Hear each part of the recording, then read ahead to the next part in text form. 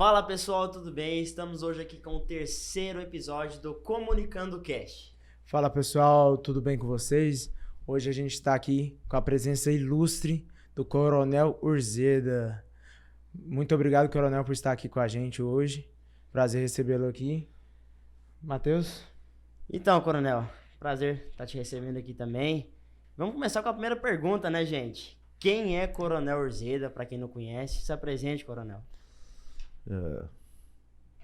Muito obrigado pelo convite, foi um prazer, um privilégio imensurável estar aqui no Comunicando Podcast, né, para falar com um público um pouco diferente e inclusive com abrangência mundial, né? Sim, porque sim. eu imagino que vá para o YouTube, para as outras redes sociais, então quem não conhece vai ficar conhecendo ou conhecer um pouquinho que seja da nossa trajetória. Bem, eu sou goiano, né? Sou goiano, nasci em Trindade, fui criado no Varjão até 4, 5 anos. Os meus pais se separaram e minha mãe veio para Goiânia. E desde criança sonhava em ser oficial da Força Aérea, piloto. Não tive essa oportunidade, fiz escola pública. Meu pai, Afonso, já em saudosa memória, era pedreiro, minha mãe, Urânia, zeladora, e a gente não teve então essa oportunidade de ter bons colégios para poder disputar uma vaga na academia da Força Aérea. Mas eu fui voluntário em 84, fiz a seleção para fuzileiro naval da Marinha de Guerra do Brasil, fiz meu recrutamento aqui em Brasília, e fui voluntário com outros colegas para ir para o Rio de Janeiro, né, para servir a pátria como fuzileiro naval no estado do Rio de Janeiro. Eu servi no Batalhão de Operações Especiais do Corpo de Fuzileiros Navais. Fica em Campo Grande, no Rio de Janeiro, servi por 2 anos. Meu curso de Operações Especiais eu fiz na Marinha de Guerra do Brasil, né, no CFN. Cumpri minha etapa servindo a pátria. Voltei para o meu estado, prestei concurso para soldado da PM, entrei na 9ª turma do 7º Batalhão, o Batalhão Triunfo, em 86. Eu fui primeiro colocado no meu curso de soldado, prestei seleção para o curso de cabo. Eu sou da 2ª turma de cabo do Regimento de Polícia Montada, em 86, 87. Fui o primeiro lugar do meu curso de cabo, prestei a seleção para sargento. Fui 2º colocado do meu curso de sargento. Aí só depois eu consegui prestar, porque paralelamente eu fazia o colégio público à noite. Porque quando eu fui para a Marinha, eu tinha o primeiro ano do 2º grau da Escola Técnica Federal de Goiás. Voltei, então foram 2 anos que eu fiquei sem estudar, não tinha como compatibilizar estudo no Rio de Janeiro com servir a pátria. Eu voltei para o colégio público, colégio padrão universitário, ali na divisa da Vila Boa com o Novo Horizonte. Consegui terminar fazendo paralelamente os cursos de soldado, cabo e sargento e o 2º grau. Isso com quantos anos? Isso, eu entrei na Marinha com 17 anos e entrei na PM com 19. Então, tinha 19 anos, eu consegui terminar o 2º grau, passei no CFO. Eu sou o primeiro colocado da minha turma de oficial, né? E como oficial eu servi em diversas unidades, né? Por exemplo, o batalhão de choque, eu servi 2 vezes, eu servi no 7º batalhão 4 vezes, eu servi na 5ª companhia, lá em Indiara, comandei a Rotan, comandei o BOP, comandei o CME por 2 vezes, comandei o 3º regional em Anápolis, e tenho uma carreira de 33 anos na PM, na ativa, né? Mais 2 anos de fuzileiro, então 35 anos servindo a pátria ou o estado de Goiás. E da onde que surgiu essa vontade de servir a população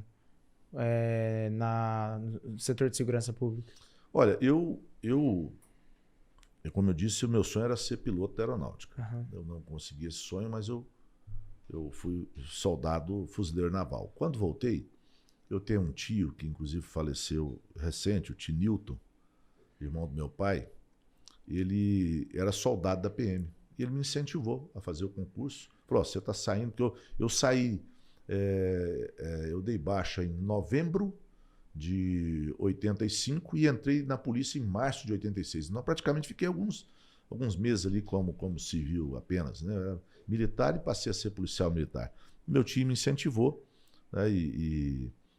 Tinha muito a ver com o militarismo, porque é uma polícia militarizada, uma polícia militar, né? Os regulamentos da caserna eu conhecia todos, as canções militares, os deveres da pátria, os direitos, as obrigações. Então, surgiu daí, né? Eu entrei na PM não para fazer um trampolim, foi como profissão mesmo. Tem pessoas que usam como trampolim para fazer outras situações, que seja outros concursos. Eu fiz concurso apenas para PM, lógico.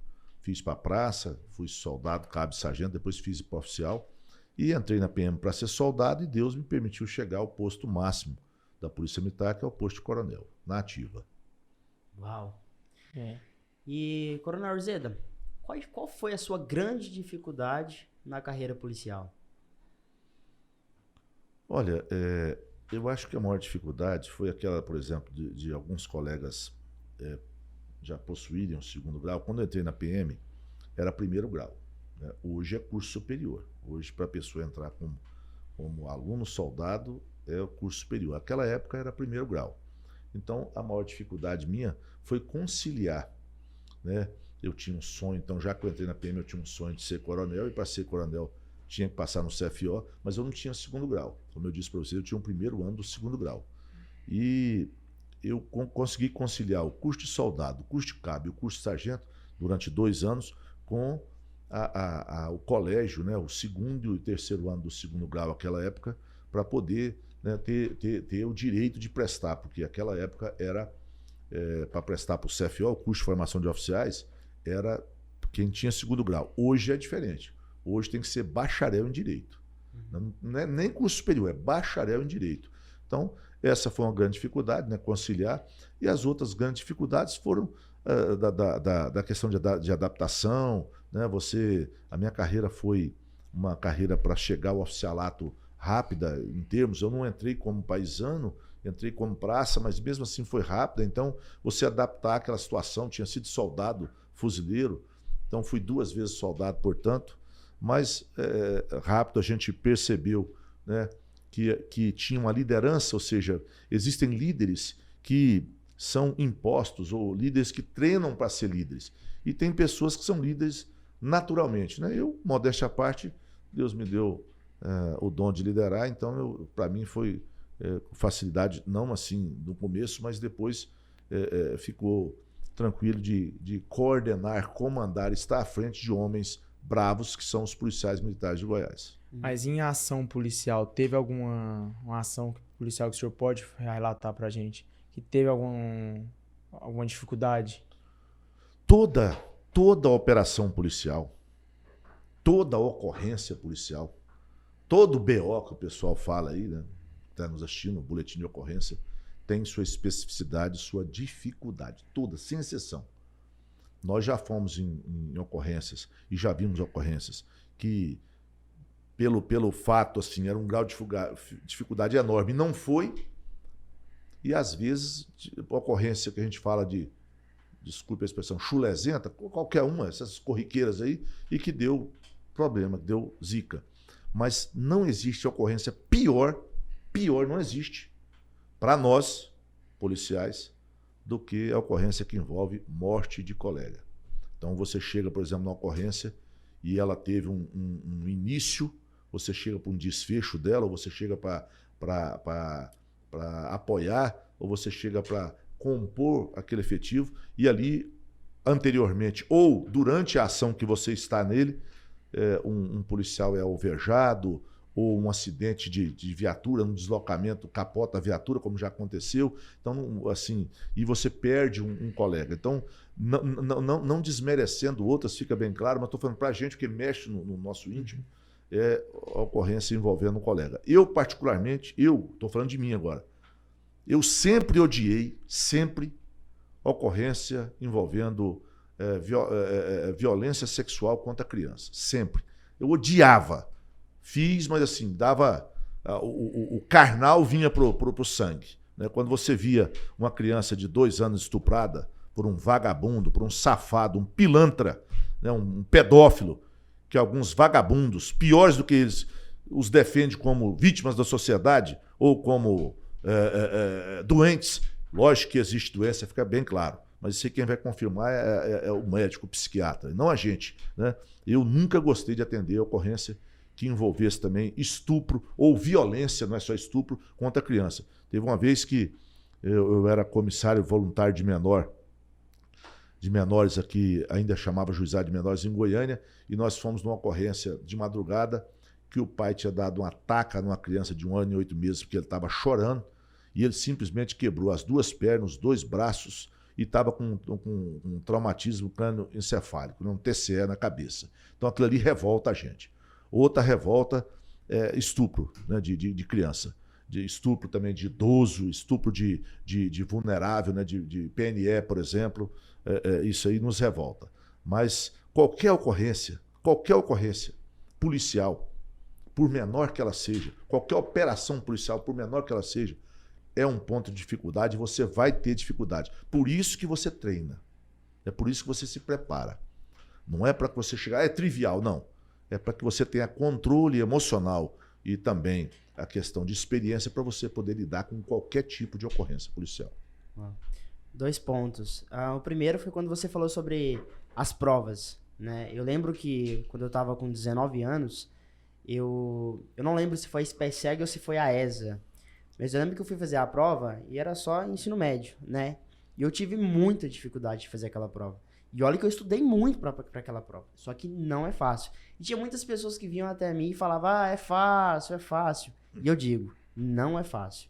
Eu não lembro agora se foi SPSEG ou se foi ESA, né? Que eu tentei, mas não é fácil. Para quem está nos assistindo, jovem, né? As moças, os rapazes, né? Jovens que estão aí querendo ingressar na carreira militar, ou na policial militar, ou na carreira policial, né?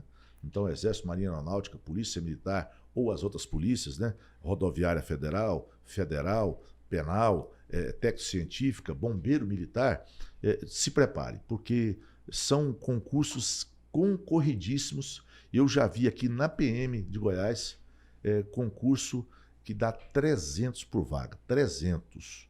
Principalmente feminino, porque nós temos um limitador de 10% para a carreira feminina, então dá mais de 300 por vaga, tem que se preparar muito. É diferente de você, por exemplo, fazer um exame de ordem. Um exame de ordem na OAB, você está competindo com você mesmo, porque lá não tem número. Se passar 1000 é 1000, se passar 1 é 1, se não passar ninguém é ninguém.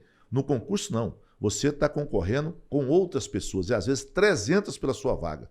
Então tem que estudar muito. É o que a gente costuma falar, você quer ser policial, você quer ser juiz, você quer ser promotor, você quer ser, sei lá, qualquer coisa que exija concurso ou seleção, estude muito, se prepare muito. E aí estudar muito, quando eu falo, é 6, 8 horas por dia. Menos que isso aí, esquece.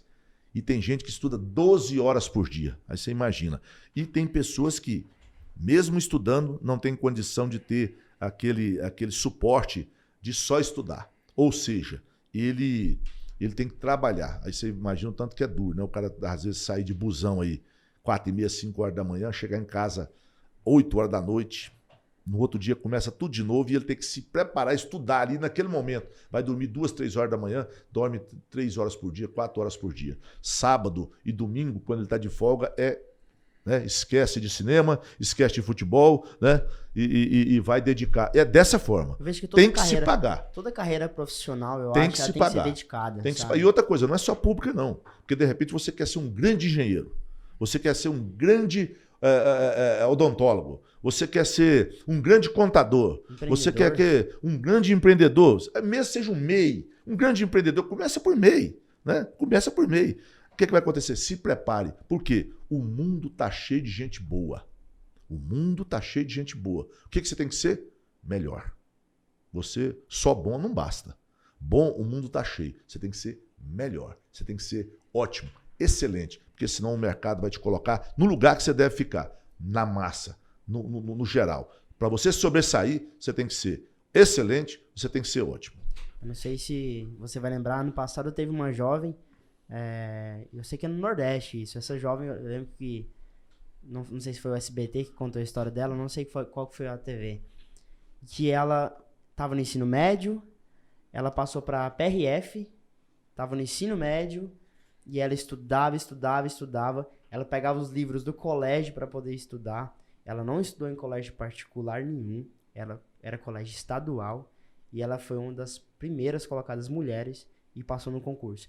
Então, assim, às vezes eu vejo também que não é só ter estudado num colégio bom, porque tem muita gente que estuda em um colégio bom, tem muita gente que tem tudo na mão, mas não tem a força de vontade de correr atrás. E eu lembro dessa jovem que ela passou no concurso da PRF, estava estudando num colégio estadual, mas ela dava o máximo dela. Ela ia lá no colégio, pegava todos os livros que poderia ter coisas que ia cair na prova, estudava. Eu lembro do depoimento dela falar que estudava de 6 a 12 horas por dia. Ela enfiava a cara nos livros e ela foi uma das primeiras colocadas no Brasil. Ela foi diferente. É igual, por exemplo, o ano passado aconteceu a filha de um policial militar aqui, estudante num dos colégios militares, eu esqueço, nós temos 62 colégios militares em Goiás. Referência.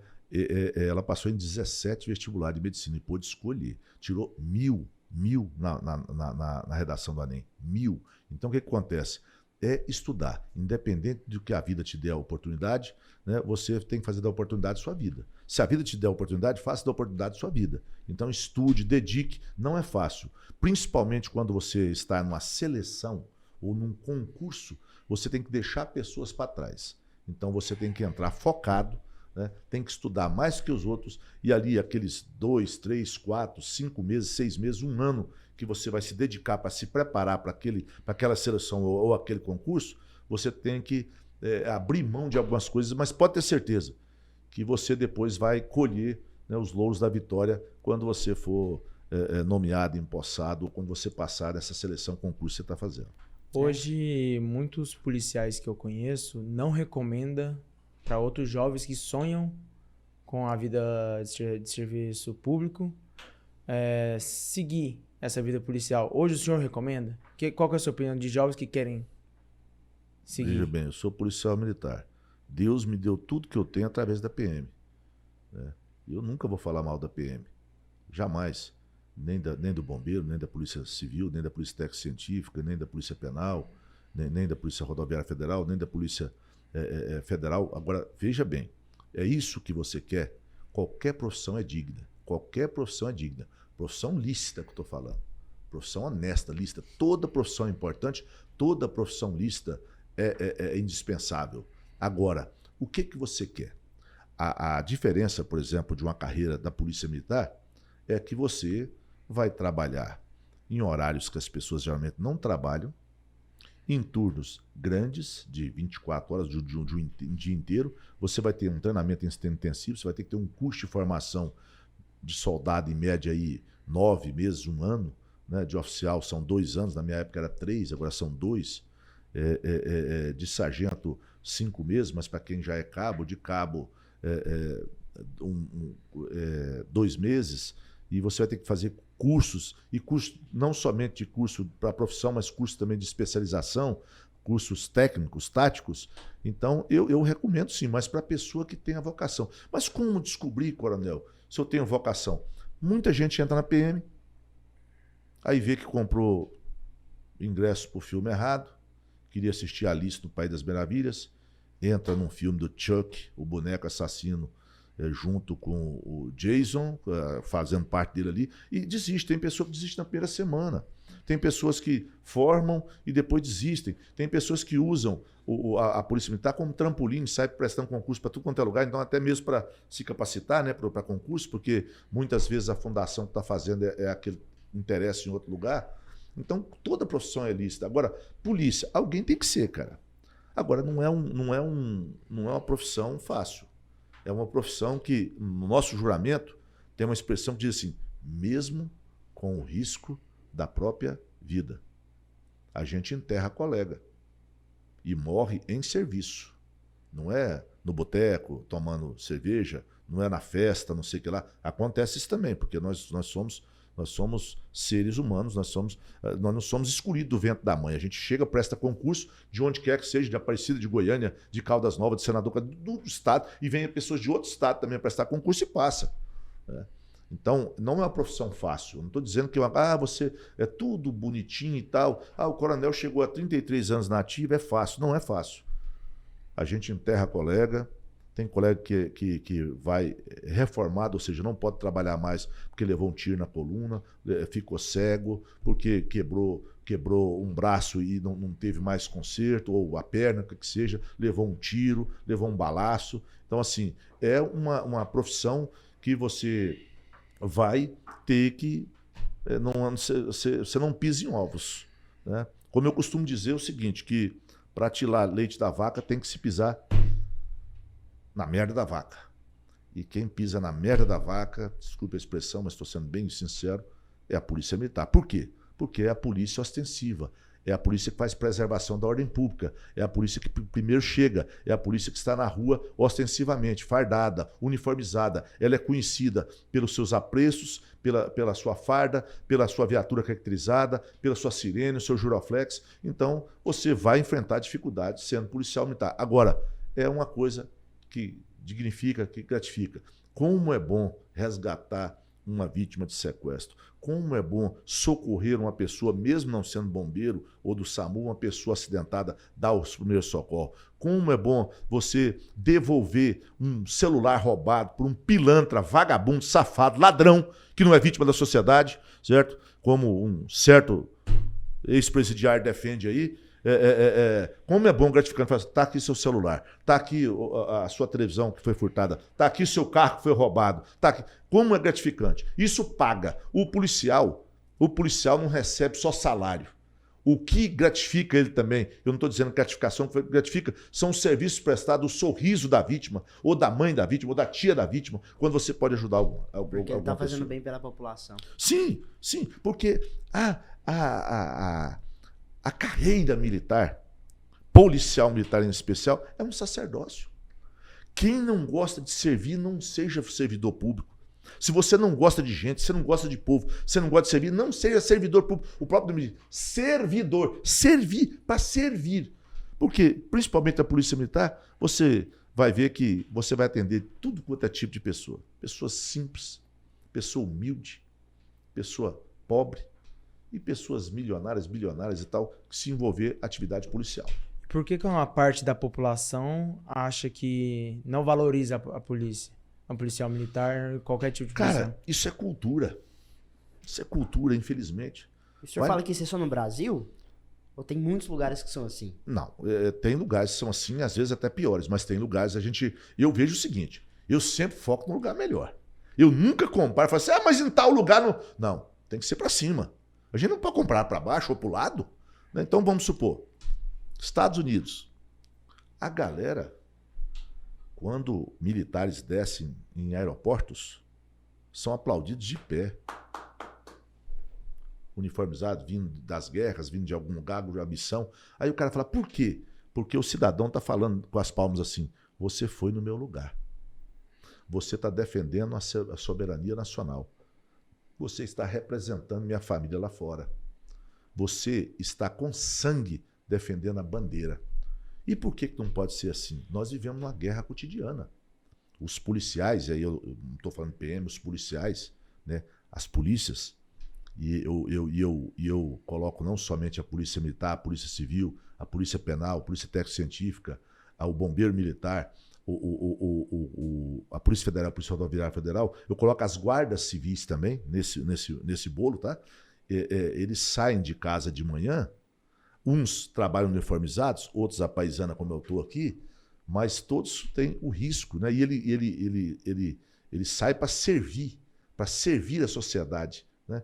Ninguém sai vamos supor, para matar alguém, para afrontar alguém, para desrespeitar o direito de alguém. Agora, infelizmente, cara, dificilmente. Eu fiquei 33 anos na polícia. Eu trabalhei praticamente em todos os lugares. Inclusive no Copom, que é o centro de operação, fui capitão no Copom, né, que é o 190. Eu nunca vi, em 33 anos, uma pessoa ligar e falar assim, pede para a viatura passar aqui, nós estamos fazendo um churrasco, e a gente vai, porque a gente sabe aí, vamos colocar uma carne aqui para o pessoal melhorar aí o almoço, o jantar. Não estamos querendo nada, só queremos congratular. A gente só é chamado para pau, meu irmão. É barulho alto, é cara dando cavalo de pau, é o cara que discutiu com o vizinho, outro que deu uma facada, outro que quer dar uma facada. Então, o que que falta nessa questão de valorização? O cidadão tem que entender o seguinte, o policial é um cidadão que fez concurso. Ele não é um cara selecionado para aquilo. Ele não é melhor do que ninguém.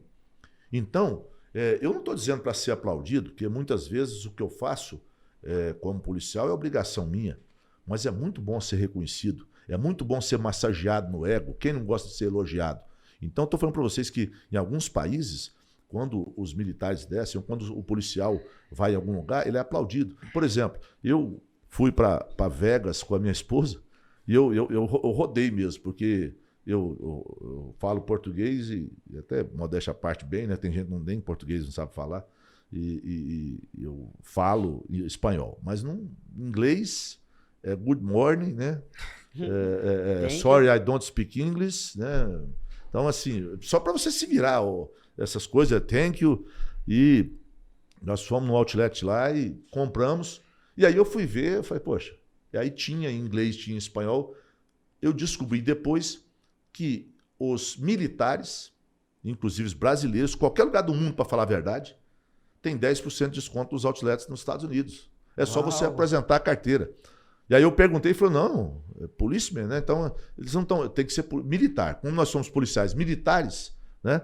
Eles aceitam. Então, assim, como você chega em países onde os generais, né, da reserva, os coronéis, os veteranos, né, que a gente hoje chama de veterano, o pessoal que foi para a reserva, são respeitados onde chegam. Eu já vi situação aí da pessoa chegar e numa lanchonete, não aqui no Brasil, e comer, aí depois a gente até emociona, o garçom entregar e falar assim, a sua conta foi paga pelo seu sangue, pelo seu sacrifício por nós, você não deve nada aqui, obrigado. Né, na língua deles lá. Já vi isso aí não só nos Estados Unidos, em vários lugares. Agora isso aí é o quê? Cultura. O Brasil tem que parar com esse negócio, pessoal, de falar assim, a China tem 1000 anos, a China é milenar, a Índia é milenar. Gente, nós já temos 522 anos. Nós somos mais novos que os Estados Unidos, 2, 3 anos, que foram colonizados também um pouquinho antes do Brasil, 1496, 1494. Então, assim, vamos parar com isso. Até quando? Mas nós fomos os portugueses que vieram para cá, vieram obrigado, né? Pegaram, vai para o Brasil. Aqui os índios foram massacrados, não deram conta, mas alguns foram aí massacrados e obrigados, trouxeram negros no tronco, no pau, no cacete da África para trabalhar aqui. Mas isso, poxa, acabou, cara. Nós temos que... É cultura, é questão de cultura. E essa cultura, sabe, que infelizmente alguns pregam, né, de que o errado é certo, é uma inversão de valores, né? Entre bandido e polícia, o cara prefere bandido, defende bandido, e polícia, o cara não tá nem aí. Nós temos que acabar com essa cultura, mudar essa cultura. Achei muito lindo isso. Não, só queria falar que eu achei muito lindo isso. Saber que você vai numa empresa nos Estados Unidos, você tem 10% de desconto por ser um militar. Sim.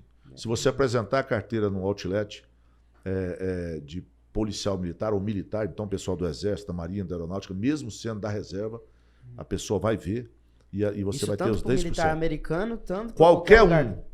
Paquistanês, brasileiro, mexicano, hindu, qualquer um que for, sendo militar, ele tem 10% de desconto. Isso é um jeito do norte-americano falar obrigado. Obrigado. Obrigado pelo seu servir.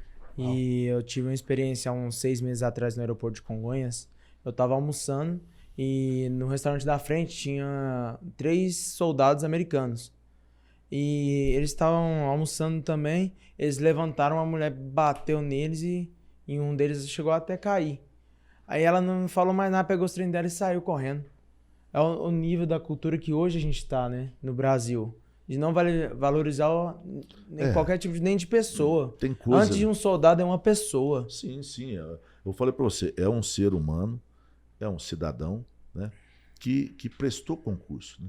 E eu vejo, por exemplo, eu amo animais, né? Lá em casa tem 2 cachorros, a gente sempre teve cachorro e tal. Eu gosto de cavalo, né? Eu gosto de animal. e defendo o animal. Só que tem pessoas que defendem mais animais do que pessoas.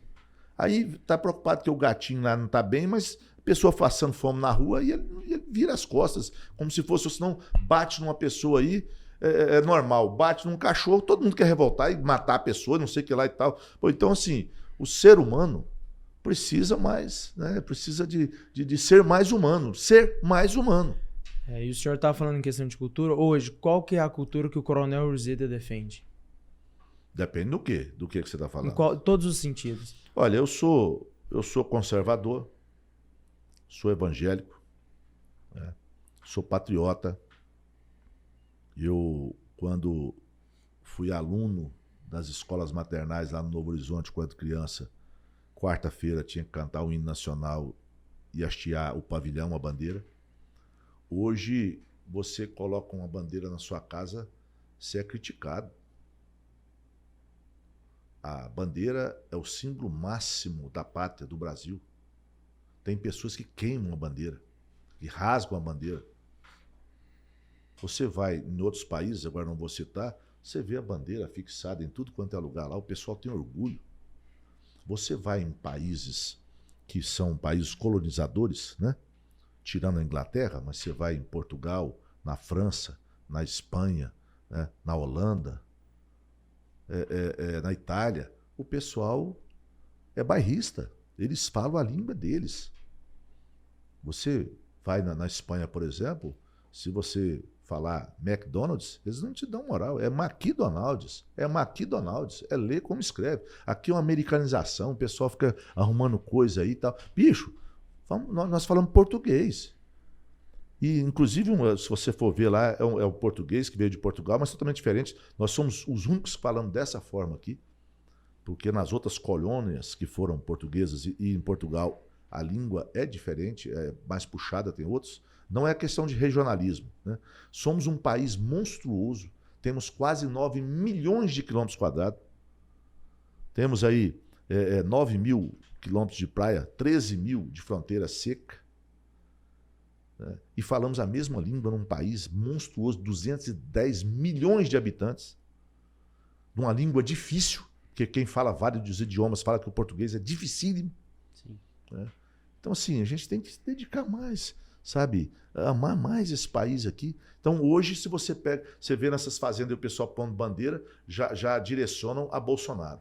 Como se o Bolsonaro fosse a bandeira. A bandeira é o símbolo máximo. O que o Bolsonaro trouxe, isso eu tenho que falar, é o patriotismo, realmente. Ele trouxe o patriotismo de volta. Da pessoa estender uma bandeira verde, amarela, azul e branca, e não vermelha e branca.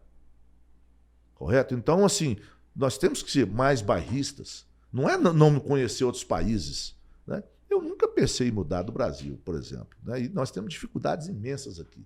Só que somos um país monstruoso, não é só no tamanho, não, em tudo. Tudo. Aqui tem tudo, cara. Tudo que tu serve de fora, plantar aqui, ficou melhor do que lá de fora, cara. Uhum. Você vai ver a história do Brasil aí, quando trouxeram essas coisas, foram plantando. Não, isso aqui é de origem em tal lugar, mas o Brasil é o maior produtor, né? Então, assim, né? Nós temos que ter mais amor, né? A essa pátria. Sobre essa questão da bandeira, alguns meses atrás, talvez você ou até os meninos aqui tenham visto esse vídeo. Tava passando um senhorzinho, né? Isso nos Estados Unidos. Tava passando um senhor junto com a sua mulher, né? Estavam andando. E aí, normalmente as casas lá tem câmera, né? E aí gravaram essa cena. O senhor tava andando e viu a bandeira americana caída no chão, né? Quando ele viu aquilo, ele parou sua caminhada, ele foi até a bandeira, pegou a bandeira, e até um momento eu achei, na minha cabeça pensou, ele vai levar a bandeira, vai levar embora. Não. Ele pegou a bandeira americana, ele dobrou essa bandeira e colocou na porta. Porque é o seguinte, bandeira é o símbolo maior de qualquer pátria, significa soberania, significa o próprio país. É por isso que em guerra, por exemplo, ou em conquistas, né? Não é só em guerra, em conquistas também, quando a pessoa chega lá no alto do Everest, então é uma conquista pessoal, quando a pessoa então desbrava alguma coisa, fixa a bandeira. E assim é na guerra também, é retirada a bandeira do inimigo e aquela posição que você conquistou, você coloca a sua bandeira, correto? Então é soberania, né? A bandeira do Brasil, né? Sou bairrista mesmo, sou brasileiro, é a mais linda de todas. É a mais linda de todas. Linda, E linda. nós queremos que aquilo que simboliza todos nós, e não só os 26 estados e o Distrito Federal, mas aquela ordem e progresso, que ela seja para todos e em todo lugar. Real. Bora lá, sobre a Polícia Militar do Estado de Goiás. Na sua opinião hoje, Coronel Urzeda, é a melhor polícia do Brasil? Fica até difícil, né? Assim, poxa, mas... O senhor serviu no Rio de Janeiro, né? Mas assim, mas eu servi como militar, né? Não como policial no Rio de Janeiro, mas fiz curso na Rota, né, em São Paulo, fiz curso no 3º de choque, que hoje é 4º de choque em São Paulo, né? Fiz curso no Amazonas, fiz curso em Córdoba, na Argentina, fiz curso em Madrid, na Espanha, fiz curso em Kfar Sava, Israel, e conheço, né, algumas polícias, e eu entendo que a Polícia Militar de Goiás é a melhor polícia militar do país. E não é simplesmente por falar que aquela competição, não, cada um fala que a sua é melhor, não. Hoje, realmente, a Polícia Militar... O senhor serviu em vários estados, então o senhor... Sim, eu já fiz curso em outros estados, grandes polícias, né? A Polícia de São Paulo é a maior polícia da América, a Polícia Mineira é uma polícia tradicional, eu fiz também curso em Minas Gerais, na PM de Minas Gerais. Nós temos grandes polícias militares, cada uma no seu regionalismo e na sua especificidade, porque o Brasil é imenso, né? Imenso. Nós aqui, por exemplo, não temos praia, então não temos policiamento de praia, a não ser no Araguaia, mas é um pouco diferente, porque é um rio limitado, não é um universo como o Melmar. Então, assim, a polícia que se preparou para isso não veio da noite para o dia, ela teve vários percalços, ela teve várias intercorrências, né? Óbices, mas hoje a formação, a qualificação, o preparo, tanto do homem para ser policial militar, como depois ele para se qualificar em alguma atividade, Rotan, Giro, COD, GRAER, Choque, Cavalaria, CPE, eventos, Maria da Penha, ou mesmo a viatura diária, que essa é a mais importante, porque a maioria dos nossos policiais militares trabalham de 2 dentro de uma guarnição policial, uma viatura de 2 com a farda CAC. Pouquíssimos trabalham com a farda camuflada, com a farda preta, né, que são as especializadas. Então, assim, eu entendo que hoje, sim, a Polícia Militar de Goiás, neste momento, né, de uma história de 169 anos, ela se qualificou, né, para ser, sim, a melhor Polícia Militar do Brasil. Uau. E os políticos hoje que estão na Câmara, na Assembleia Legislativa, valorizam os policiais? Depende a matiz ou a corrente ideológica, né? Porque, por exemplo, os partidos de esquerda odeiam, né? Ficam falando sempre a mesma coisa, remoendo a mesma coisa. Por exemplo, o governo militar, que aconteceu de 64 até 85, as polícias são reserva do Exército. Então, até hoje ficam falando dessas coisas aí. Agora, entendam que quem estava vivo naquele movimento de 64, quem está vivo ainda, está na reserva. Nenhum soldado, nenhum general daquela época está na ativa. Você já tem 70 anos, não estão, 60 anos, não estão na ativa. Então, as pessoas não valorizam tanto suas corporações, não valorizam tanto as corporações militares. Infelizmente, alguns políticos são contra totalmente, principalmente partidos de esquerda, né? Em especial PT, PSOL, né? PCdoB, são pessoas que odeiam forças policiais. E a Polícia Militar, então, aí é ódio mortal. E nós não temos nada a ver, porque as polícias, e eu não falo isso só pela pena, as polícias, elas são órgãos de Estado e não de governo.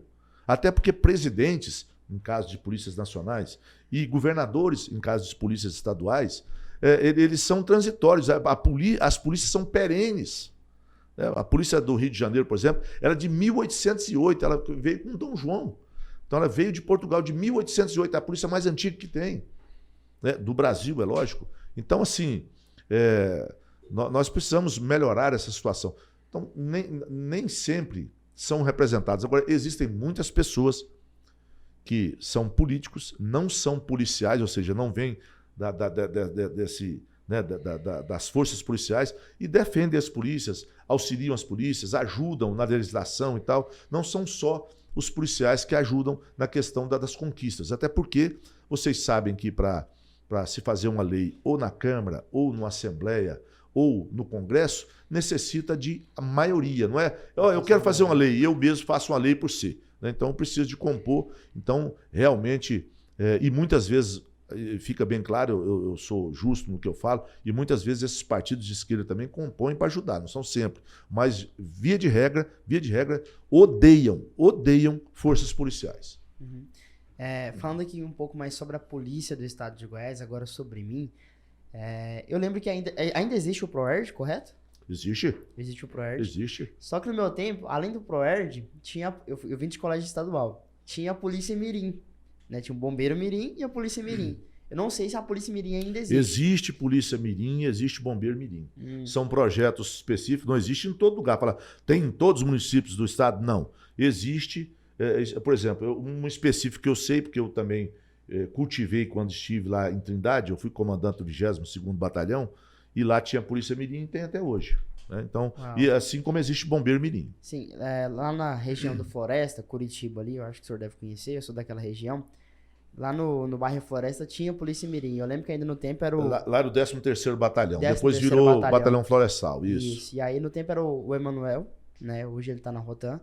E lá não existe mais a Polícia Mirim. E eu sinto muito essa falta, principalmente naquela região, que é uma região bem carente, uma região que tem muita gente, né? Que infelizmente comete muitos roubos, furtos, né? E eu sinto essa vontade, sabe? Eu sinto essa carência da Polícia Mirim lá naquela região, que hoje, infelizmente, não atua mais. E eu lembro tanto que era prazeroso pra mim, sabe? Eu lembro que quando foi pra entrar, eu não queria de maneira alguma, minha mãe me forçou a ir pra lá. Só que depois que eu entrei pelo PET, né? E depois eu fui pra Polícia Mirim. Assim, na Polícia Mirim, eu gostei muito. Nossa, eu gostava demais de participar. Eu gostava de ficar com os braços pra cima, os braços doendo, era bom isso. A gente depois ia pro mato, ia se arrastar no meio da lama, era legal isso, e eu sinto muita falta disso.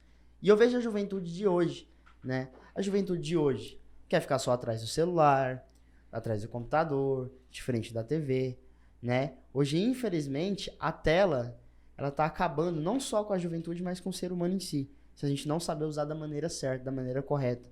E a juventude tá muito destruída também. E eu vejo porque eu ainda sou jovem, tenho 23 anos, né? E eu passei por esse processo entre o começo do celular, do computador e hoje, né? E eu vi o tanto que tá carente. Tá muito carente disso, sabe? De um pai, de uma mãe, de empurrar seu filho, né? Pra ir fazer um bombeiro mirim, ir fazer uma polícia mirim, ou participar de um projeto dentro do colégio, que é o ProErd, né? Hoje eu vejo que os pais não incentivam tanto seus filhos a isso. Ou a próprio trabalhar também, né? Hoje o jovem vai trabalhar hoje depois dos 18, 19 anos. Eu comecei a trabalhar no Hiper Moreira, né, lá com o senhor Aguinaldo, com 14 anos de idade, né? E sobre a sua experiência, Coronel Urzeda, o que você tem de experiência referente a esse assunto? A essa transição entre os jovens daquele tempo, os jovens do seu tempo, e os jovens de hoje? Era totalmente diferente, né? Nem todas as casas tinham televisão. Então a brincadeira era realmente finca, bola, né? Peão, pular no corgo, né? Dar de ponta lá e tal. Eram brincadeiras, então, que as mães deixavam ali no período que não fosse da escola. Eu, por exemplo, estudava de manhã, então à tarde, depois que fazia as tarefas, eu poderia brincar. Então era até para extravasar, né? A gente tinha amizade mesmo, que a gente tem aí a colega com 50 anos de amizade, conheceu no colégio, ou conheceu na rua, ou na pracinha, né? Então, assim, é totalmente diferente. Hoje, esses programas que você falou são interessantíssimos. O ProErd, que é o programa de conscientização e erradicação das drogas e da violência, é conscientizar a criança de 9 a 12 anos da necessidade de não se ir para as drogas, e não é só drogas ilícitas também, não. O álcool, né? O cigarro, que faz mal para a saúde. Então, é uma conscientização que a Polícia Militar faz com crianças de 9 a 12 anos em escolas públicas e particulares também. E o programa, não sabia que fazia particulares também, só que aí existem algumas exigências, né? Porque na escola pública, ali, como é público, então ali são pessoas de baixa renda e tal. A escola privada ou particular, ela tem, mas ela tem que proporcionar algumas situações. Então pode procurar o PROERD, que ele faz sim essa capacitação. E a Polícia Mirim, o Bombeiro Mirim são de inclusão, né? A gente sabe, são inclusivas, são políticas inclusivas interessantíssimas, sabe, nobres, como você participou. Eu tive à frente da Polícia Mirim de Trindade, o 22º Batalhão, como as crianças gostam naquela hora e meia, 2 horas ali, depende do dia, tá ali marchando, aprendendo o hino nacional, cantando, vendo o hasteamento do pavilhão, aprendendo noções de civilidade, né? Civilidade moral e cívica, né? E não podemos esquecer também da grande briga, né? Vocês sabem que tem mesmo, dos colégios militares, né? Tanto é que aqui era para ter um colégio militar só, e tem 62, e tem um monte de deputado, de prefeito, de vereador aí louco para levar o ensino militar, que nada mais, nada menos é do que a própria grade curricular do MEC, ou seja, tudo certinho lá, tem que cumprir aquela carga, mas existe um pouco mais, uma carga um pouquinho maior, porque vai envolver ali noções de civilidade, a questão da educação física militar e algumas situações ali para incluir esse jovem à sociedade, como de forma a ele amar a pátria, ele amar o que faz e ser uma boa pessoa, uma pessoa de bem. Rapidão, te cortando aqui, Pedro. Só falando dessa questão do colégio militar, eu lembrei que agora recentemente, foi semana atrasada, ou foi semana retrasada, em São Paulo, foi negada a instalação de um colégio militar, não lembro o motivo, não sei se o senhor ficou atento a isso, mas eu vi que negaram o colégio militar, né? Se você puder até pesquisar, Pedro, o motivo. Eu sei que foi a juíza que negou, né? Eu não lembro agora, mas depois pra gente entrar nesse assunto também. Enfim, mas continuando aqui, agora que já até me perguntaram, e eu vou te fazer essa pergunta, porque eu vou mostrar pra essa pessoa depois, não sei a resposta. Sobre portar canivete, né? O senhor tem mais conhecimento sobre isso. Hoje uma pessoa ela pode portar o canivete, acho que até 7 centímetros, 8 centímetros, correto? Dentro da cidade ou em qualquer lugar? Depende a utilização. Por exemplo, existem lugares, a questão de cultura também tem que ser respeitada. Porque no direito diz que também que os costumes geram direito, né? Então, por exemplo, quando uma menina nasce no Brasil, a primeira coisa que se faz é furar a orelha, para pôr o brinco de ouro depois, correto? E isso é uma lesão corporal. Mas por que não responde? Porque é uma cultura que virou direito. Então, se faz. Assim como você não invade também o que os índios fazem. Os índios fazem coisas lá também, são silvícolas, que não é praticado aqui, mas eles estão na tribo, e aí é costume. Costume gera direito. Não estou falando de matar, é diferente. Mas tem costumes lá, se a gente for falar aqui, a gente vai escandalizar. Então, o que acontece? A gente tem que observar que a nossa sociedade vai crescendo, ela vai amadurecendo, e com isso a gente vai, vamos dizer assim, entrando, né, na modernidade, nas coisas que vão ocorrendo.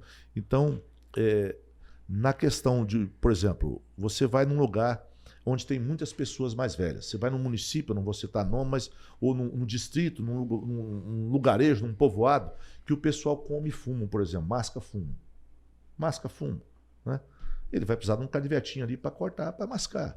Então, é uma situação. Agora, por exemplo, um policial te aborda, vê que você fuma cigarro de palha. Você está ali, aquele canivete todo sujo de fumo ali, ou do seu tio, ou do seu avô. É a questão do bom senso também. Agora, ele te pega com esse mesmo canivete numa boate. O que você vai fazer com um canivete numa boate? Ou num bar? Isso aí pode ser uma arma, porque as pessoas ficam implicadas com arma de fogo. A arma de fogo não mata, quem mata é a pessoa que porta ela. A arma de fogo aqui, ó, parada aqui, ela serve para nada. Arma de fogo sem munição vira o quê? Cacetete de aço. Então o que acontece? Ela vira uma arma branca.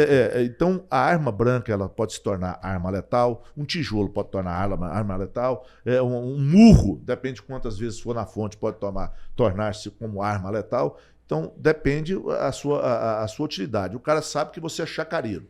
Você é chacareiro. Por exemplo, você vende coco. Desculpa. Aí lá na sua caminhonete, no seu carrinho que você está levando coco ali, tem um facão lá. Mas a pessoa vê que aquilo lá é para a sua atividade de cortar os cachos ali e tal, aquela coisa. É diferente. Agora você, por exemplo, você tá indo num show, lá no estacionamento do Serra Dourada. Um show que a gente tem aqui, sertanejo. O que você vai fazer um facão dentro do carro ali? Ou na sua cintura? É diferente. Então, por isso que o policial tem que ter o tirocínio de saber a atividade ou a finalidade daquilo ali. Tem coisas que num lugar são tranquilas, né? Por exemplo, você vai em praia, você vai ver gente andando na rua de biquíni e de sunga. Se você fizer isso aqui no centro de Goiânia, vamos pensar que você é louco ou que você está querendo expor os seus órgãos genitais.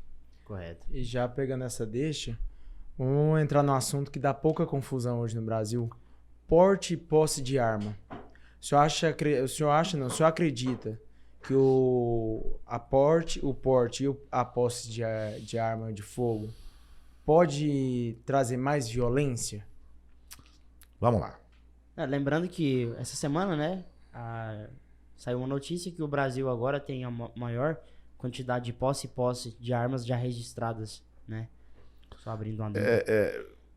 No Brasil, né? Dos últimos tempos, porque Isso. ninguém supera os norte-americanos, né? Porque lá no Brasil. Tem gente que tem 20 armas lá, né? E quase todos têm. É a cultura da defesa.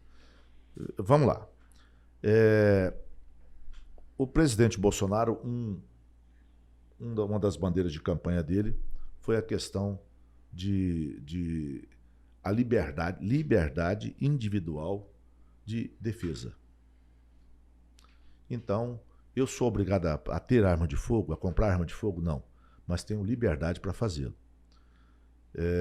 Uma coisa interessantíssima que esse governo fez, o governo Bolsonaro, foi a extensão da posse rural, né? Porque antigamente você tinha lá sua Felobé, seu 22, seu 38, sua 12 registrado direitinho, mas você só podia ficar na sede da fazenda ou da chácara.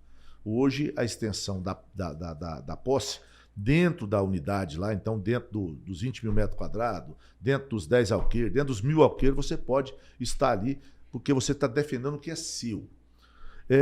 A esquerda veio desconstruir isso aí, né, com essa questão de que estaria mais violência, de que as pessoas matariam umas às outras na rua aí da maior barbárie, como se fossem nômades, né? Como se fossem vikings, na época dos vikings. E isso aí nós estamos vendo que, felizmente, foi inverso. Porque todos os crimes no Brasil diminuíram. E não foi só por conta de uma pandemia que está havendo, não. Nós estamos no final dela, não acabou ainda, mas não está havendo. Apesar dela ter descido a categoria, não é mais pandemia, mas mesmo assim nós temos que ter o devido cuidado. O que acontece? Todos os crimes caíram. Todos os crimes caíram. A posse da arma é um direito de todo cidadão, porque não é sobre arma, é sobre liberdade. Só lembrando aqui para explicar para o pessoal de casa, a posse e o porte de arma. A posse é eu ter, eu possuir. Então, ou está na minha fazenda, ou está no meu escritório, ou está na minha residência, no meu comércio. É ter a arma de fogo devidamente registrada, que chama CRAF hoje, Certificado de Registro de Arma de Fogo. Pode ser pela PF, pode ser pelas corporações, porque as corporações também podem expedir CRAF, né? A Polícia Federal, a Polícia Militar, para os seus integrantes, e pode ser o Exército no caso dos CACs, né? Dos colecionadores, atiradores e caçadores, né? Do qual faço parte. Eu sou CAC também. Então o que acontece? A posse é você ter arma de fogo, possuir arma de fogo. O porte é você estar com arma de fogo onde quer que você esteja. Portar arma de fogo, né?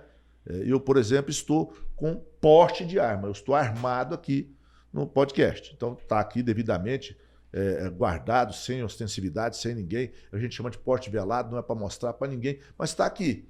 E eu tenho autorização, por quê? Porque a minha arma é registrada, porque como eu sou veterano, essa arma que não é da PM, é minha, então essa arma que está registrada no meu nome, tem um CRAF, e eu tenho porte de arma pela minha funcionalidade, ou seja, por ser policial, militar, veterano. Essa é a diferença. A questão da posse, ela cresceu muito. O porte vai demorar um pouco mais, porque todo mundo portar arma ao mesmo tempo, eu acho que vai demandar um pouco mais de discussão. Nós vamos chegar nisso, mas vai demandar um pouco mais. Agora, uma coisa é bem clara, né? Arma de fogo não mata ninguém. Quem mata alguém é o ser humano. Quem mata é o ímpeto. O cara mata com a caneta, ele mata com tijolo, ele mata com a pedra, ele mata com um porrete, um pau, ele mata com um carro, então ele mata com uma moto, ele mata na porrada, né? Agora é lógico, sem ter alguém para puxar o gatilho, não existe a arma inerte, ela por si só não faz nada. Então, essa conversa aí, principalmente essas ONGs de defesa aí e os partidos de esquerda, caiu por terra, porque neste governo houve maior compra de arma de fogo, maior liberação de porte e de registro, ou seja, posse, e nós vimos que o crime está caindo em todos os seus níveis, principalmente o homicídio, que é o que mais incomodava a gente. Bom, bora lá. Por que o senhor resolveu se candidatar a deputado estadual? Em 2014, uma amiga que é deputada federal e o marido dela me chamaram e me convidaram para ser candidato em 2014 a deputado estadual. Eu era tenente-coronel. O meu sonho na polícia era ser coronel. Eu não aceitei. Fizeram uma pesquisa qualitativa, diferente dessas pesquisas que a gente vê aí, e o meu nome aparecia sem eu nunca ter falado que seria candidato. Em 2020 também me convidaram para ser candidato a vereador por Goiânia. Eu não aceitei.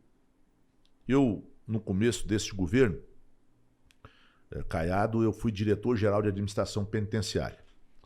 Fui exonerado em março de 2020, no início da pandemia, e peguei meu OAB, eu sou advogado, né? Eu só pude pegar meu OAB depois que eu fui para a reserva, virei veterano, peguei meu OAB e fui advogar. Mas aí eu comecei a ver, né, que a classe política é a pior avaliada no país, é a pior avaliada no país. E eu vi que sempre são as mesmas pessoas. Deputados, senadores com 20 anos, 40 anos no Congresso, e fizeram da política uma profissão. A política tem que ser um sacerdócio. Você servir. Por isso que quem não gosta de servir, não entra na política, então. É um sacerdócio. E eu vi que, assim, toda vez a gente está vendo aí tantas acusações, tantas denúncias de pessoas políticas, e aí não existe cor partidária, não estou falando de partido, porque todos se envolvem, infelizmente, e é a pior classe avaliada hoje. Daí eu comecei a colocar na presença de Deus, orei, jejuei, no ano passado. Fiz um card e perguntei, olha, pessoal, o que vocês acham aí? Então, muitas pessoas incentivaram, outras também entraram, no privado principalmente, e colocaram, coronel, o senhor tem uma história na Polícia Militar, o senhor tem uma história em Goiás e tal, vai manchar a sua história entrando em política. Eu falei, por que manchar? Por que eu não posso fazer política como eu fiz polícia? Com integridade, com honestidade, né, com sinceridade. Eu vejo que esse é o erro do ser humano hoje. A palavra não fazendo curva, porque eu falei para ele, olha, se for esse pensamento seu, então nós seremos governados sempre pelos mesmos políticos que a gente está criticando. Então, se não tiver renovação, se não tiver uma coisa nova, vai ser isso pro resto da vida. E eu falei, eu não quero ser o mesmo do mesmo. Eu não quero ser o mesmo do mesmo. A minha principal bandeira, por exemplo, é defesa, voz do cidadão de bem. O que é cidadão de bem? É qualquer cidadão brasileiro que não seja bandido, não seja vagabundo, que não seja criminoso. Todos, gari, dona de casa, comerciante, agropecuarista, bancário, qualquer pessoa que não seja bandido é cidadão de bem.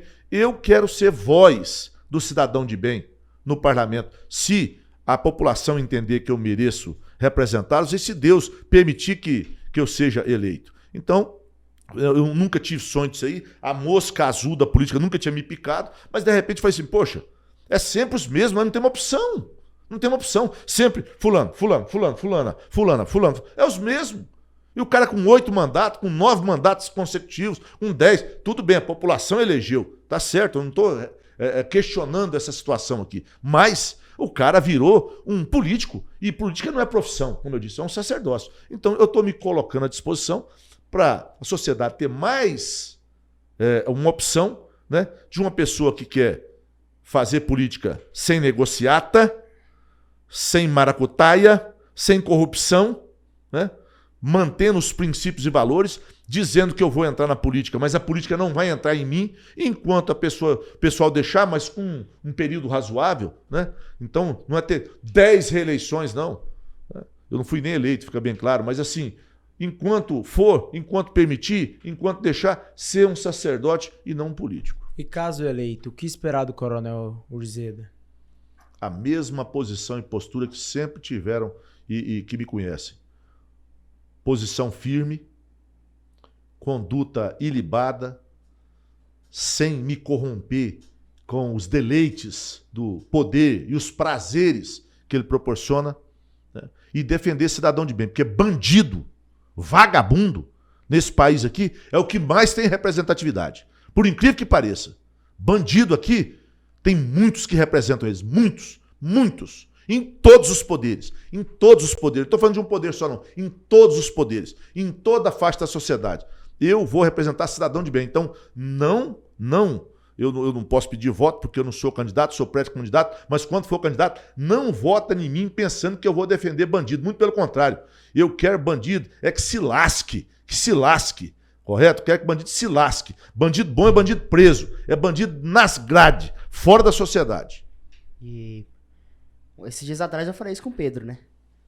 Padre Paulo Ricardo falou isso esses dias atrás, né? Abrindo um adendo aí pra questão, você vai entrar na política, vai se queimar, né? Padre Paulo Ricardo fala isso. Hoje a nossa política tá do jeito que tá, porque o cristão, não tô falando de católico ou de evangélico, o cristão em si fala mal da política, só sabe falar mal, mas não tem coragem de pisar lá dentro. Por isso que eu falei pra você. E outra situação. Fala mal de político, mas pede favores para político, vota em troca de favores, certo? E eu não vou comprar o voto de ninguém. Quem estiver pensando que vai receber alguma coisa minha para votar em mim, quando o candidato for, está enganado. Eu não vou comprar voto de ninguém. Então, falo mal, mas furo fila. Falo mal, mas aceito o botijão de gás, aceito o ingresso do cinema, peço uma ajuda para o candidato. E aí você quer o quê? Quando se compra voto, está se comprando consciência. Pô. Você sabe que o cara não vai te representar. O cara que vai comprar voto vai te representar? Vai te representar. Outra coisa, você tem uma matiz. Né? Você falou, por exemplo, de cristianismo. Segundo o IBGE, 85% da população brasileira se diz católico ou protestante. Portanto, 85% são cristãos. Nós temos que respeitar essa faixa de 85%, porque são os conservadores. Família tradicional tem que ser respeitado. Assim como nós temos que respeitar qualquer situação. Eu vejo eu, por exemplo, sou contra qualquer tipo de violência. Por gênero, correto? Por cor, por classe social. Qualquer tipo de violência. Inclusive contra homens brancos também. Qualquer tipo de violência.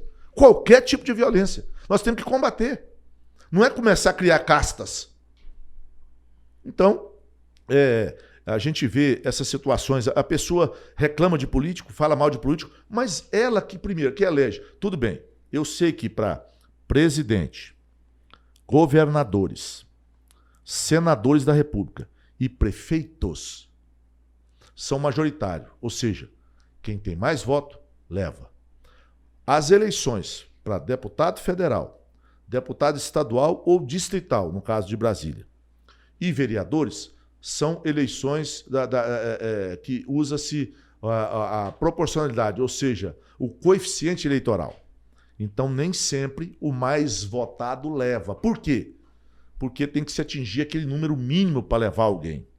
Por exemplo, na eleição passada, para se fazer um deputado estadual, precisava-se de 73 mil votos no partido e de 170 para federal. Então, nem sempre vai aquilo. Mas, mesmo assim, eu incentivo quem está nos vendo, assistindo, vai no pai dos burros. Você sabe quem é o pai dos burros? Você sabe? Não. Na minha época era o dicionário Aurélio, mas hoje é o Google. Google. Mas não confia no Google. Não confia no Google. É só para você ter. Pesquisa o seu candidato. Estúdio. Para ver se ele não é ficha suja. Não é que ele... Estou falando para ficha suja, não. Para ver se ele responde processo. Cuidado com o Google, né? Se você... Tem o você Juris pode... Brasil, né? Se entrar, Você colocar lá Coronel Urzeda, você vai ver coisa, por exemplo, que não é verdade. Mas está lá. Porque alguém escreveu. Porque o Google também ele não é responsável por artigos ou coisas que as pessoas escrevem. Ele divulga, né? Aí o que acontece? Olha se o seu candidato, o pré-candidato, o cara que você está querendo votar, de presidente para baixo, até deputado estadual, que agora você vai poder votar presidente, governador, um senador, deputado federal e estadual. Vê se ele não responde processo na área criminal e na área civil. Porque depois você vai reclamar. Ah, mas o fulano não abre a boca. Ele tem, desculpa a expressão que o pessoal fala, telhado de vidro, rabo preso. Certo? É o que a gente vê hoje na República, né? Muitos congressistas, que são senadores e deputados federais, não se manifestam porque respondem inúmeros processos junto ao Supremo Tribunal Federal. Forte. E para finalizar, Coronel Urzeda, o que você espera dessas eleições de 2022? O Brasil está chato. O Brasil está chato. Eu fiz direito, na época chamava Faculdade Anhanguera de Ciências Humanas. Canaã? Lá na Canaã? Isso, hoje chama Unigoiás, Centro Universitário Anhanguera Unigoiás. E fui professor lá por 7 anos. Então, sou especialista em Direito Constitucional e Administrativo e Gestão Pública. Administrativo e Constitucional pela PUC, Gestão Pública pela UFG. Tudo que eu aprendi e depois ensinei para os meus alunos da Constituição, eu posso rasgá-la hoje, literalmente. O Brasil está chato. Inventaram um negócio de fake news. Eu sou veementemente contra fake news. Mas fake news é o quê? É você falar mentira. Expor mentiras. Você dizer o que a história contou ou o que aconteceu não é mentira. É um fato histórico ou verdade. Então, infelizmente, essa eleição de 2022, ela vai ser a eleição da mentira. Da pessoa usar de subterfúgios, artimanhas para manipular ou para mentir em relação a algumas pessoas. Por isso que eu falo para você, checa o que antes de fazer qualquer coisa, checa. Porque se você fala uma verdade, ainda que magoe alguém, ela não deixa de ser verdade. Agora, mesmo que uma coisa eleve alguém, sendo mentira, não vai deixar de ser mentira. Então nós vamos ver uma eleição de 2022 uma guerra no campo não intelectual, mas no campo cibernético, né? Infelizmente o Supremo Tribunal Federal criminalizou essa questão junto com o Tribunal Superior Eleitoral de fake news, que não é previsto na legislação, então dever-se-ia prever essa situação. Vai ter muita denúncia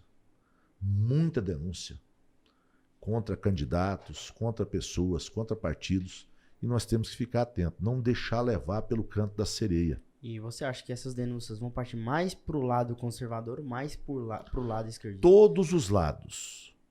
Por exemplo, vai ser uma disputa de sou conservador. narrativas. Eu sou conservador, correto?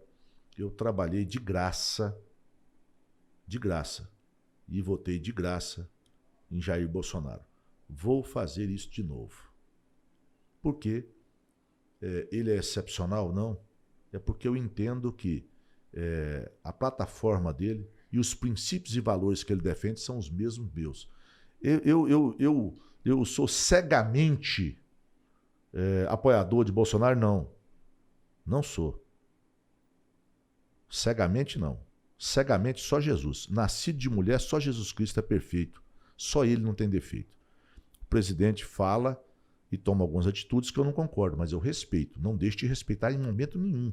Mas volto a dizer, ele tem princípios e valores que ele prega que eu também prego, que eu defendo. Né? Se algum dia é um se é condicional. Eu, particularmente, acho que nunca vai acontecer. Mas se algum dia Bolsonaro partir para o outro lado, por exemplo, da corrupção, ele jamais terá meu apoio. Você jamais verá Coronel Urzeda balançando bandeira de Bolsonaro livre. Eu nunca tive, não tenho e nunca terei bandido de estimação. Bandido bom para mim, volto a repetir, é bandido preso. Preso. E, não sou hipócrita, entre chorar a mãe do bandido e chorar a mãe do policial ou do cidadão de bem, refém desse bandido, que chore 1000 vezes a mãe do bandido, 10.000 vezes a mãe do bandido, 1 milhão de vezes a mãe dos bandidos e nenhuma vez as mães dos cidadãos de bem e dos policiais. Não defendo violência em momento, em parte nenhuma, mas defendo princípios e valores. Essa eleição, vocês podem se preparar, vai ser a eleição das denúncias. Então, desculpa, o Ministério Público tem que ficar bem atento, porque o Ministério Público é o fiscal da lei. Os tribunais eleitorais... eu vou ter que...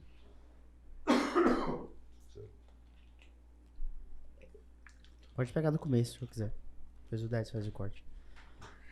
Mas ele pode cortar também, não pode? Pode. Eu pedi um raciocínio. Os tribunais regionais eleitorais e o Tribunal Superior Eleitoral muito atento também, para de repente julgar essas ações mais rápido, para dar uma tranquilidade, porque o que mais atrapalha hoje a gente é a insegurança jurídica. Você saber se vai dar certo ou se não vai. Então, eu sei que é um trabalho duro, mas, por exemplo, em relação à eleição, existem os juízes eleitorais, não é isso? Das sessões, né? Das zonas eleitorais, das sessões. Então, fica mais fácil. Tem que ser mais ágil, mais atento. Vai ter muito denuncismo, vai ter muito fake news de todas as partes. E fake news, entenda, telespectador, que é aquela pessoa que conta mentira para atingir o seu objetivo. Quem conta a verdade, ainda que as pessoas se sintam ofendidas, né? Porque fizeram no passado, a história não muda, né? A história não muda. E eu vejo, né, sobre verdades, eu vejo muitas histórias verdadeiras sendo contadas, muitas coisas verdadeiras sendo contadas, e redes sociais interferindo, né? Falando que isso é manipulação, que é mentira, notícia falsa, né? Sobre esses checadores, né, que está tendo nas redes sociais agora. O que o senhor tem para falar sobre isso? Olha, eu sou a favor de liberdade. Inclusive, quando o Maurício Souza esteve aqui o ano passado, e Maurício Souza aquele Maurício do vôlei. Sim, sei. Junto com o Major Vitor Hugo, e outras pessoas estiveram aqui, não tinha ainda campanha, não tinha pré-campanha. E eu sugeri para eles, porque sei que o Maurício é ligado ao presidente, e o Vitor Hugo também, e disse, olha, peço ao presidente para acrescentar liberdade, porque ele defende Deus, pátria, família, né? Eu falei, fale para acrescentar liberdade em todos os sentidos. Eu modifico o meu é um pouco, o meu é Deus, família, porque para mim a família está na frente da pátria, porque sem família não existe pátria. A família é a célula máter da pátria, a célula máter da sociedade. Se não existir família, não existe pátria. Tá? Então é Deus, família, pátria e liberdade. Que tipo de liberdade? Todas. De opinião. Eu posso não concordar contigo, mas eu vou brigar pelo direito de você falar o que você quer falar. Então, de opinião, de expressão, de direito de ir e vir, direito religioso, certo? De expressar a sua crença. E outra situação, já existe previsto no Código Penal os excessos. Se alguém, na sua liberdade de expressão, ou opinião, ofender outra pessoa ou o direito de outro, aí já tem. O código já prevê.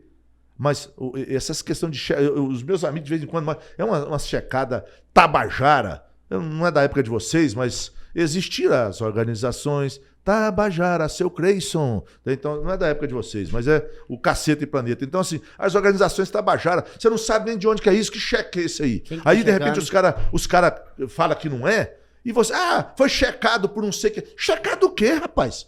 Verdades são verdades. Se eu falar que o Brasil foi descoberto, não, né? Porque, sinceramente, não, o Brasil... Quando fala que o Brasil foi descoberto, poxa, aqui moravam cerca de 2 milhões de índios. É uma falta de respeito com os nossos irmãos indígenas. Mas, por exemplo, que Pedro Álvares Cabral chegou aqui em 22 de abril de 1500, não é fake, isso é uma história. É uma verdade. Eu estou contando um fato histórico.